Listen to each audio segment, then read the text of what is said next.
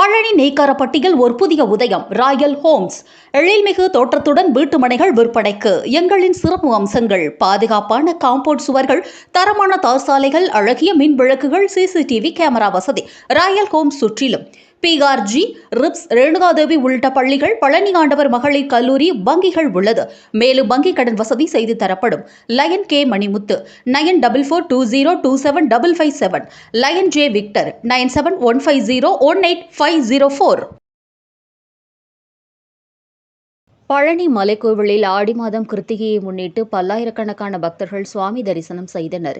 இரவு கொட்டு மழையிலும் ஆயிரக்கணக்கான பக்தர்கள் தங்கத்தேர் புறப்பாட்டை பார்த்து பரவசமடைந்தனர். பழனி அருள்மிகு தண்டாயுதபாணி சுவாமி கோவிலில் ஒவ்வொரு மாதமும் வரும் கார்த்திகை தினத்தன்று முருகனை தரிசிக்க ஏராளமான பக்தர்கள் வருவது வழக்கம். திங்கட்கிழமை ஆடி மாதம் கார்த்திகை என்பதால் அதிகாலை முதலே பக்தர்கள் கூட்டம் அலைமோதியது. கார்த்திகை தினம் காரணமாக தமிழகம் மட்டுமன்றி கேரளா, கர்நாடக மாநிலத்திலிருந்தும் ஆயிரக்கணக்கான பக்தர்கள் குவிந்தனர். அடிவாரம், கிரிவீதி மற்றும் சன்னதி வீதிகளில் ஏராளமான பக்தர்கள் பல்வேறு விதமான மலர்காவடி எடுத்தும் முருகனைப் போல வேடமிட்டும் ஆடி பாடி படிப்பாதை வழியாக மலை ஏறினர்.